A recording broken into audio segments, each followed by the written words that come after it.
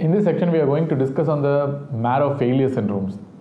Typically, the most important emphasis will be on the bone marrow failure and the aplastic anemia. But it's also important to understand some congenital marrow failure syndromes, which is also important for exams. So first, bone marrow failure syndromes, we have to know about the etiology. Etiology wise, if you ask me, I can split into three. One is the aplastic anemia group. Second one, I can put something called others, and third one I can put into something called congenital bone marrow failure syndrome group. So these are the three things that are very important. Aplastic anemia, it is generally an autoimmune disease. It is due to autoimmune destruction of the hematopoietic stem cell by CD8 positive lymphocytes. So this is the genesis of aplastic anemia. But let us finish off the other things. First, let me finish off the detail. Then I'll explain only certain few important things in detail. So when you move about the other causes wise, the first one you can get with stem cell destruction due to radiotherapy or chemotherapy or certain chemicals like benzene and all these things. Radiation therapy is a well-known thing, very important. And chemotherapy also, like many chemotherapeutic agents like alkylating agents, including cyclophosphamide, busulfan, lot of chemotherapy drugs can result in significant bone marrow suppression and complete, like pancytopenia. All these things are possible. And chemical probably, exam wise it is important is the benzene. Chemical wise, you can think about benzene, then certain OPC drugs, organophosphorus compounds, then you can get with DDT, pesticides, all come under OPC anyway. So these are the things that typically produce. At the same time, it could be something called idiosyncratic drug reactions. Typically in exam, they will ask you about this chloramphenicol NSAIDs predominantly. Predominantly most important for exam purposes is chloramphenicol. It can happen with many drugs, antithyroid drugs, very, very important. Your antithyroid drugs, agranulocyte is one of the very important complications. It can happen with even your NSAIDs, sulfur drugs. A lot of things can result in idiosyncratic drug reaction and bone marrow failure. So very important, think about the radiotherapy, then think about the chemotherapy. Any chemotherapy drug used in cancer can result, especially alkylating agents. You can result with certain chemicals like benzene, DDT, OPC, pesticides and all. Then you can get with some idiosyncratic drug reactions, especially chloramphenicol is an exam favorite. It can happen with NSAID, sulfur drugs, then it can happen with even antithyroid drugs as well. So colchicine also. So a lot of drugs can produce idiosyncratic drug reactions and agranulocytosis and bone marrow failure. So next thing you can get is with a lot of viruses. Viruses can produce. For example, you can get with HHV6, HIV, Epstein-Barr virus, parvovirus B19. All these things can result in bone marrow failure. But apart from that, one important group is there. This is post-viral hepatic failure. There is something called post-viral hepatic failure. It's a very common entity. Not given in many textbooks. It's called post-viral hepatic failure. But remember, the moment you think about this post-viral hepatic failure means you think about hepatitis viruses like AB. No, it is not due to hepatitis A, B, C virus. Very important. It's never due to hepatitis A, B and C, the common virus, what you know. This hepatic failure is due to probably maybe even due to Epstein-Barr virus or cytomegalovirus. You don't know. But some viruses apart from your A, B, C, hepatitis A, B and C, if they are going to cause hepatic failure, that's called post-viral hepatic failure, they can result in profound bone marrow suppression and pancytopenia. Very important fact. So a lot of viruses can cause. And number 3, you can also get with immune disorders. A lot of immunological disorders like systemic lupus erythematosus, graft versus host disease. Then after hematopoietic stem cell transplant where you don't have recovery because of the allogenic transplant, you might get this immune reaction destruction of hematopoietic cells, and you might get with even thymoma. All these are immune related causes. Number 4, you have to know about the PNH. Very, very important, because PNH per se has an overlap with aplastic anemia, and aplastic anemia itself, many patients will have PNH clones with them. So I told you there is a lot of overlap between aplastic anemia and PNH. So don't forget the PNH as an important cause of aplastic anemia. So these are some of the other causes that you have now. One is the stem cell destruction due to radiotherapy, chemotherapy, or chemotherapeutic drugs, or some chemicals or idiosyncratic drug reactions. Then you might get with your immune mediated disorders, paroxysmal nocturnal hemoglobinuria, and you might also get with a lot of viruses, but very important is the post-viral hepatic failure, which is not due to the hepatitis A, B and C. Congenital cause, if you want to divide, I will divide into two. One is called the Fanconi anemia, and second one is non-Fanconi bone marrow failure. So Fanconi anemia or Fanconi related bone marrow failure is a separate thing which we'll discuss in some time. At the same time, non-Fanconi related bone marrow failure typically is due to 3 reasons. One is called SBS, that's called one is called DBA, that's called Diamond-Blackfan anemia, and second one is you have something called SDS, that's called Shwachman-Diamond syndrome, which we'll discuss again, and third one you have something called dyskeratosis, X-linked dyskeratosis congenita, other is called as X-linked DC. So I can write DBA as something called Diamond-Blackfan anemia, Diamond-Blackfan anemia. Then SDS I can write as something called Shwachman-Diamond syndrome. Sorry for the spelling if I'm wrong. So that's called Shwachman-Diamond syndrome. And third one is here something called X-linked dyskeratosis congenita. So these are the 3 marrow failure syndromes that are grouped under non-Fanconi related bone marrow failure. So Fanconi related bone marrow failure and non-Fanconi related bone marrow failure. And comes the king of all, that is the aplastic anemia group. So let us discuss in detail on what is aplastic anemia. The moment if you call about aplastic anemia, it has to be idiopathic. Usually it is idiopathic almost like 1/3 to 2/3 of the cases. This aplastic anemia that is idiopathic contributes to 1/3 of the 2/3 of the cases of marrow failure. So it's typically idiopathic in nature. It doesn't have any cause usually. So second thing is usually it's an acquired entity, it's not something congenital, very important, because we have a lot of congenital marrow failure syndrome that is grouped under separate disorders. It should not be called as an aplastic anemia, it is something that is acquired. If they ask you most common cause of marrow failure syndrome, and again answer is aplastic anemia only. Aplastic anemia is the most common cause of marrow failure in the world. So pancytopenia and marrow failure.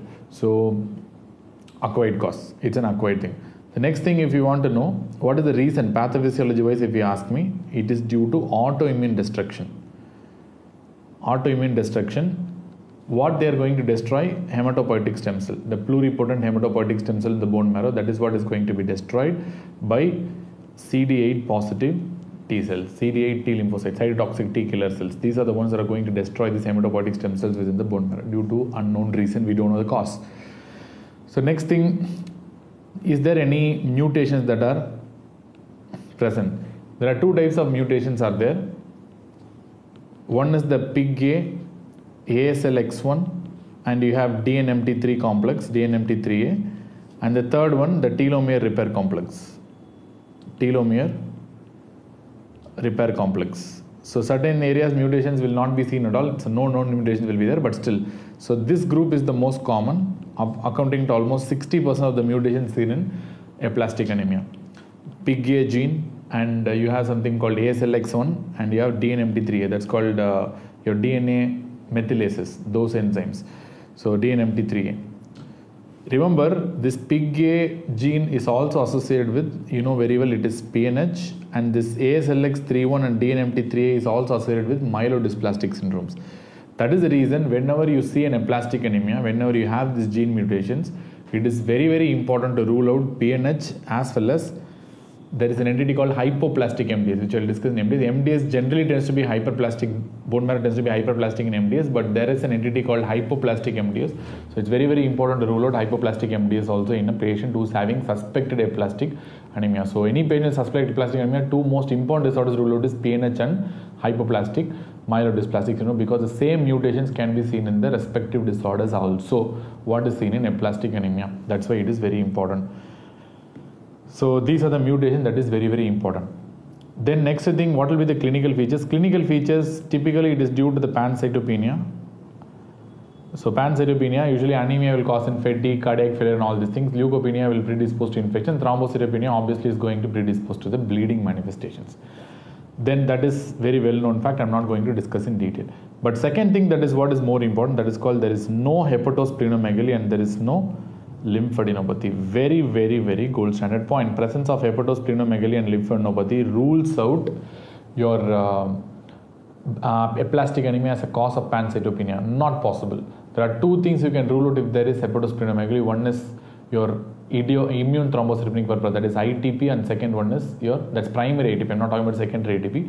Primary immune thrombocytopenic purpura. Definitely ruled out. Idiopathic. Not possible in the presence of hepatosplenomegaly. Similarly, aplastic anemia is impossible in the presence of hepatosplenomegaly and lymphadenopathy. So you can rule out. That's a very important point to be noted. And diagnosis wise, if you ask me, the patient will have pancytopenia in the peripheral smear, and they will have reduced reticulocyte count, which means indicating the bone marrow production itself is lost. At the same time, the patient will have a hypocellular marrow. Hypocellular marrow. Patient will have a hypocellular marrow, that is the bone marrow will be the cellular component of the bone marrow will replace with fatty tissue, which means the the marrow will no longer be cellular, it will be more of a fatty component. The fatty component will keep increasing and only fatty tissue will be seen in the marrow. You won't see any cellular marrow. So this is what we call hypocellular marrow. At the same time, patients may have MCV may be normal or even increased. Very important point. Patient may have one of the important cause of non-megaloblastic macrocytosis.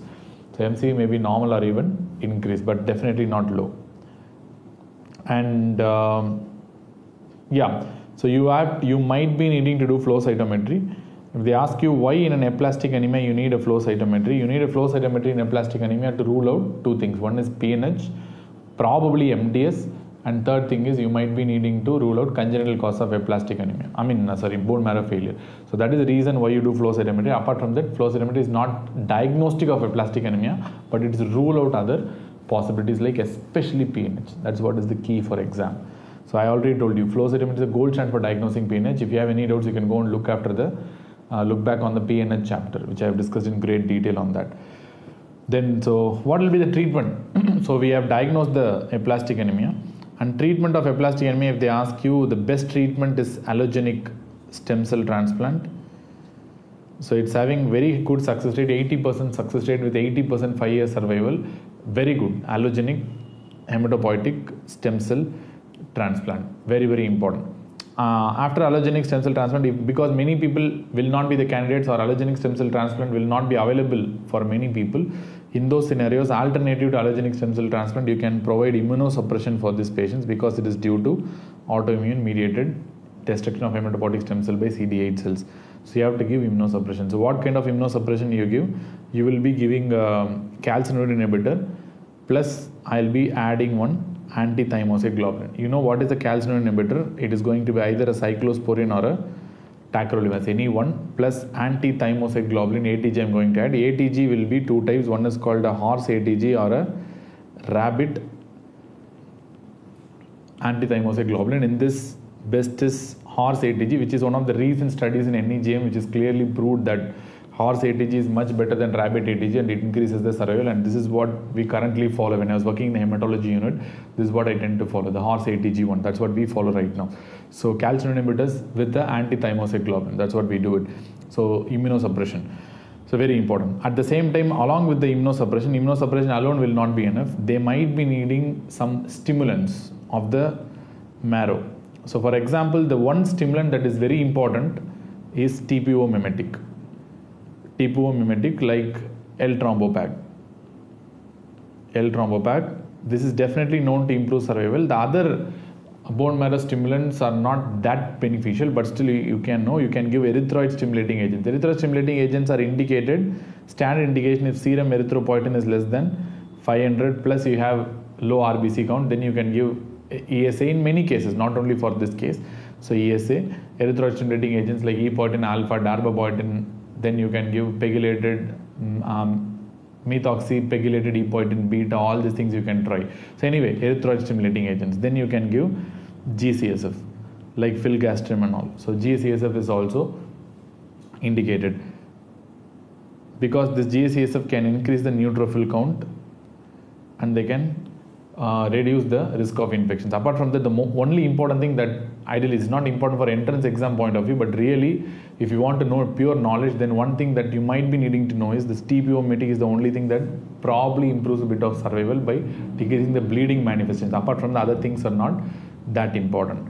At the same time, the patients may also, you can add supportive transfusions if the anemia is very severe. In those conditions, they might need transfusions, plus or minus you need antibiotics for probably infectious reasons. So you might need extra antibiotics. But more important you have to know is the allogenic stem cell transplant versus immunosuppression. Remember, if you take old textbooks and see, they would have given androgens.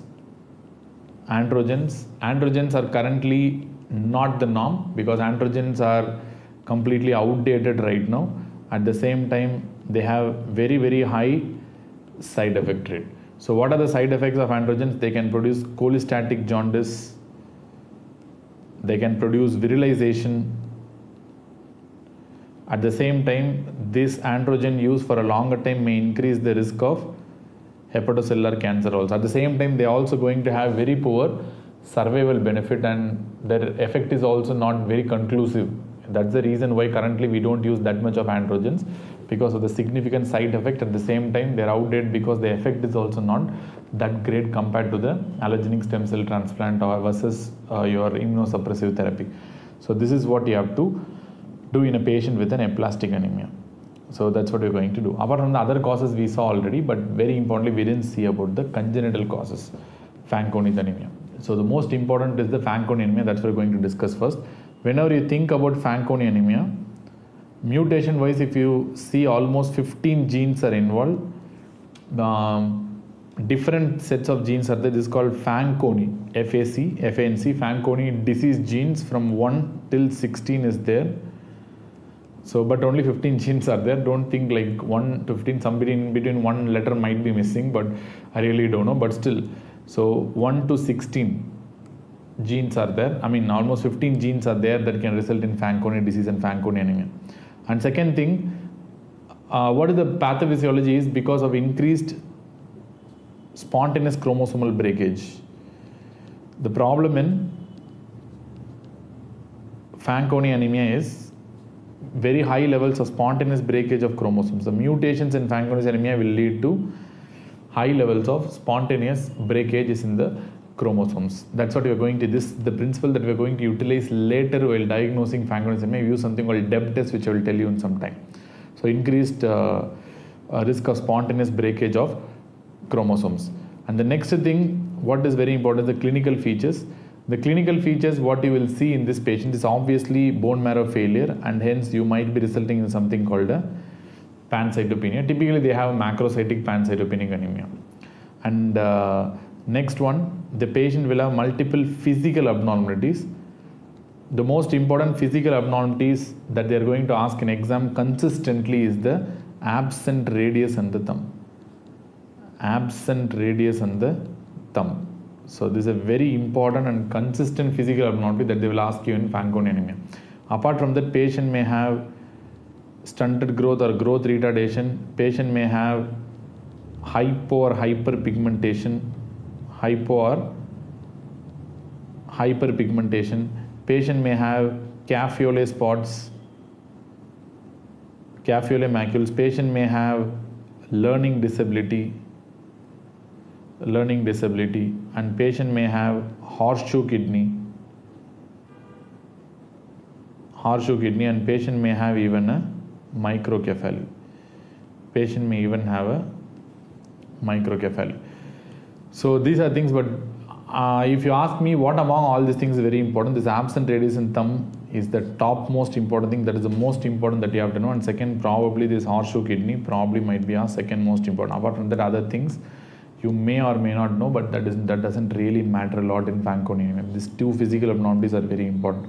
Apart from this physical abnormality, this Fanconi anemia also predisposes to a lot of cancers. Typically it can be hematological as well as it can be solid organ tumors. Hematological cancers that it predisposes is very importantly, one is the AML and second is myelodysplastic syndrome, and solid organ tumor that predisposes the squamous cell cancer of the neck, of the head and neck. Squamous cell cancer of the head and neck. So these are some of the solid organ malignancies that are predisposed by hematological cancer. So remember these three. Whenever you think about Fanconi anemia, one is pancytopenia, second is physical abnormalities, and third is predisposition to cancer. So these are three things that you have to note about the Fanconi anemia. And very importantly, the most important physical abnormality that I generally told you about Fanconi anemia is the absent radius in the thumb and the horseshoe kidney. That's very, very common in exam, especially the absent radius in the thumb. And next thing, how will you diagnose? Diagnosis of Fanconi anemia. Typically, one test they will ask you in exam, that is called a DEB test. DEB stands for something called diepoxybutane. DEB stands for something called diepoxybutane. So what happens is, whenever you put this diepoxybutane and incubate the lymphocytes that are obtained from the peripheral smear, not from the marrow. Very important point again. This is also one of the old AIIMS questions. So where you obtain the lymphocytes from the peripheral blood and you incubate with this diepoxybutane, and later on you analyze by karyotyping, you will have very high levels of chromosomal breakages.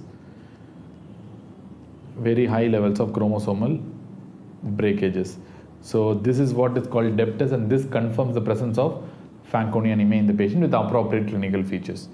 They ask you treatment. Treatment is very simple. You are only going to go for something called allogenic hematopoietic stem cell transplant, and this is the only thing that is curative in case of Fanconi. Apart from that, it is not curative. But the money is also on the non-Fanconi anemias. There are three non-Fanconi anemias I told you. One is Diamond-Blackfan, Schwachman-Diamond, and dyskeratosis congenita. But the problem with this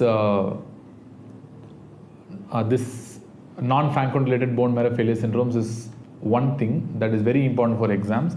These are all due to problems in the ribosomal protein biogenesis. These are all is due to problems in ribosomal proteins. Because they are due to problems in the ribosomal proteins, they are also called as ribosomopathies. This is a new terminology given to all these things. They are generally due to problems in the ribosomal protein biogenesis. That is why they are also referred to as something called ribosomopathies. So let us see a short distinction between these three disorders. One is called the Diamond-Blackfan anemia. Second one is the Schwachman-Diamond syndrome, and the third one is the X-linked dyskeratosis congenita. So what will be the features? The first one, all will be due to ribosomal protein biogenesis only, but what will be the mutations? Mutations, what you are going to see is the RPS19 here. That's the most important mutation, plus lot of other mutations are there, but the most important that they are going to ask in exam about Diamond-Blackfan anemia is the RPS19. That's a ribosomal protein mutation. SDS, the mutation is something going to be SBDS. That is a protein that is mutated here. That's called SBDS protein. Then for dyskeratosis congenita, you have something called dyskerin mutation, which is given by a gene called DKC1, or you can also get in something called TERK gene that is related to telomeres. So TERK gene or DKC1, dyskerin gene. So these are the two genes that you have to remember, and SBDS gene for Schwachman-Diamond syndrome. So these are the things. So what is the effect?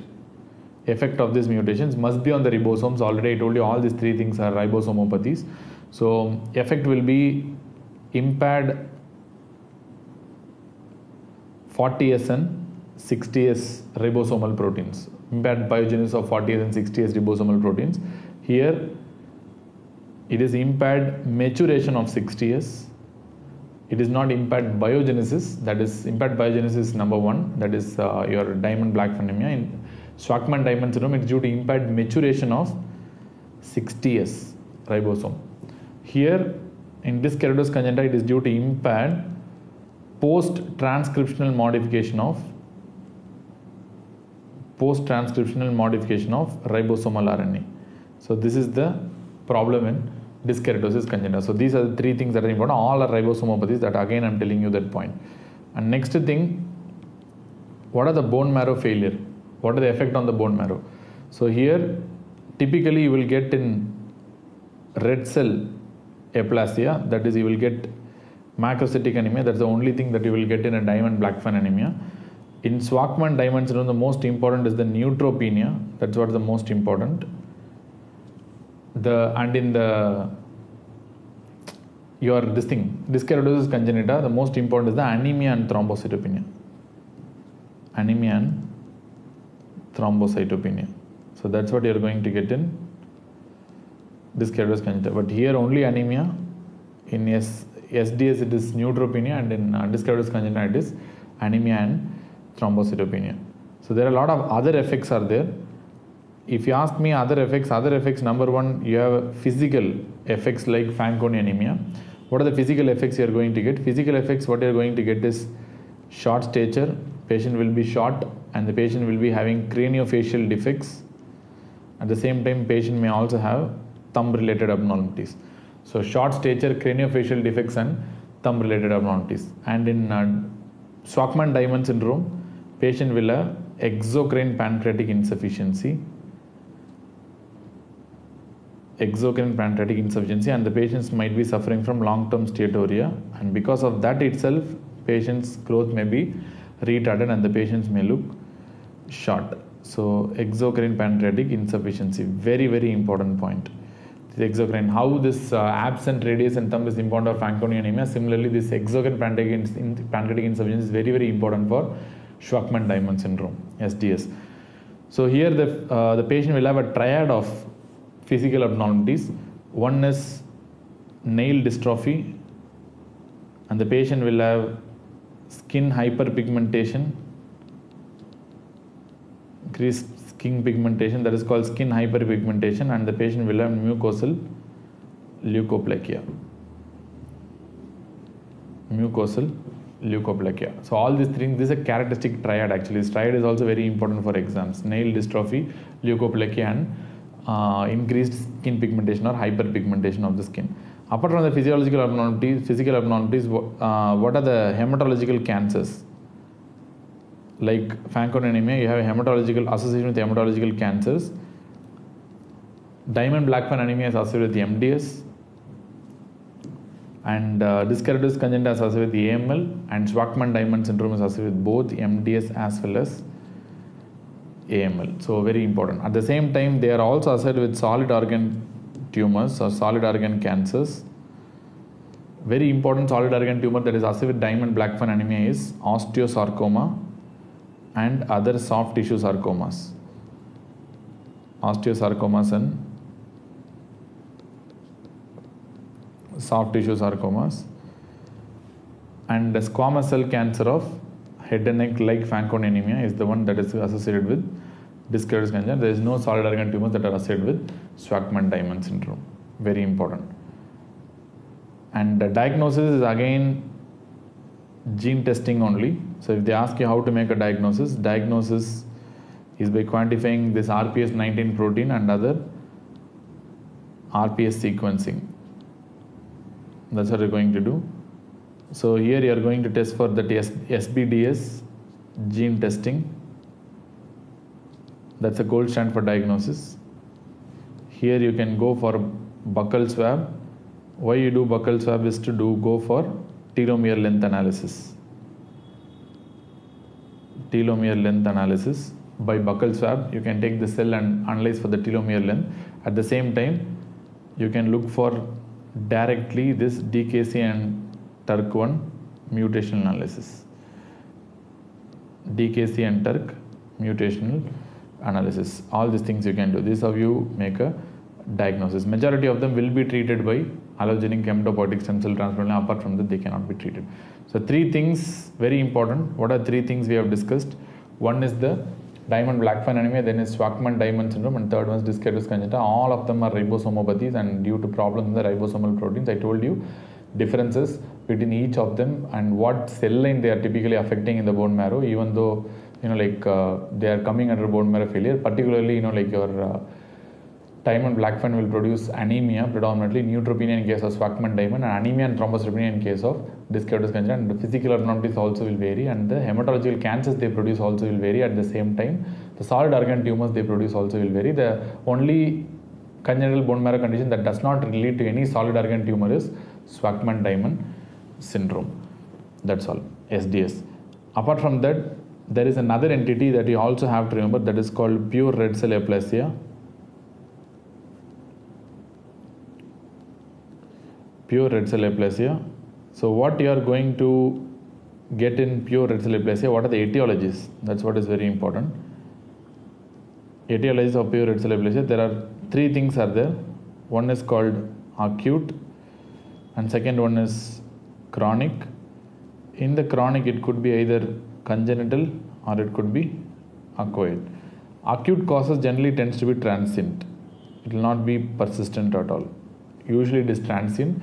Transient acute causes usually typically due to parvovirus B19. Parvovirus B19. If they ask you why parvovirus causes, because they affect one important antigen. They infect the RBCs through P antigen. There is something called P antigen in the RBC. They infect the RBC by attaching themselves to an antigen called P antigen on the surface of the RBC. This is a very important question. And destroy the RBC. That is how they cause this red cell aplasia.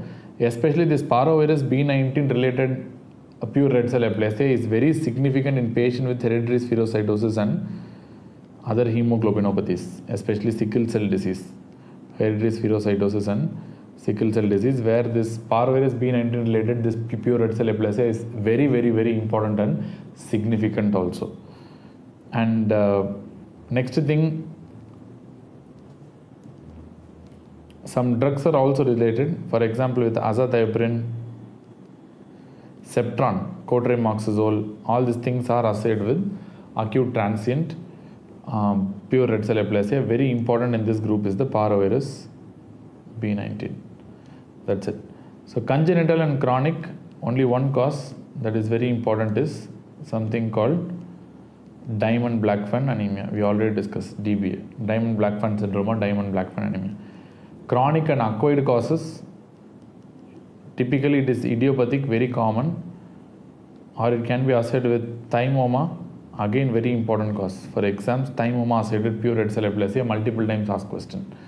Or it can be associated with SLE, rheumatoid arthritis and other autoimmune features. It can be associated with lymphomas, CLL, then it can be associated with myelodysplastic syndrome, viral infection, lot of drugs, lot of things can produce chronic acquired pure red cell aplasia. But very important in this group, if you ask me, answer will be parvovirus B19, especially in those who are affected with hereditary spherocytosis or hemoglobinopathies, and Diamond-Blackfan anemia and thymoma. These are three things where your money is in exam, very, very commonly asked in exam.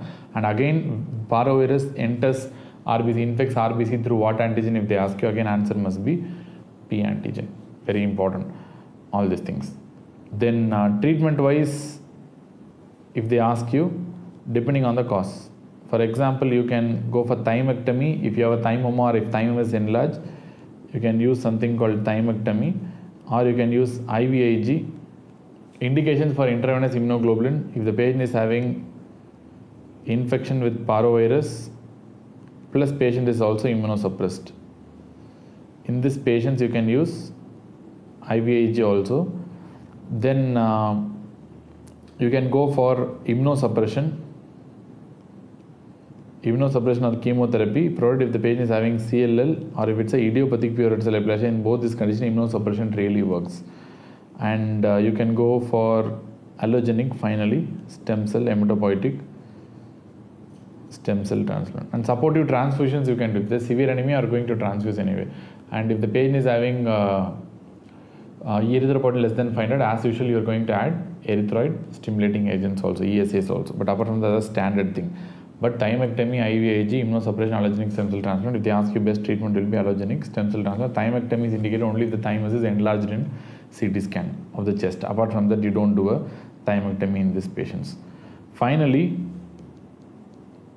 let us discuss on the etiologies of a pancytopenia. This is the final thing that I'm going to discuss in the anemia section. So that is etiologies of the pancytopenia. Whenever pancytopenia, you can go for reduced marrow, pancytopenia with reduced marrow cellularity, pancytopenia with a increased marrow cellularity, or a hypercellular marrow or a cellular marrow with pancytopenia. Or third thing, you can get with replacement of the marrow, that is what we call myelophthisis, marrow replacement with some other substance. And the fourth one you can see in systemic diseases. You can see pancytopenia. Pancytopenia with low cellularity, hypocellular marrow, you will typically see in aplastic anemia.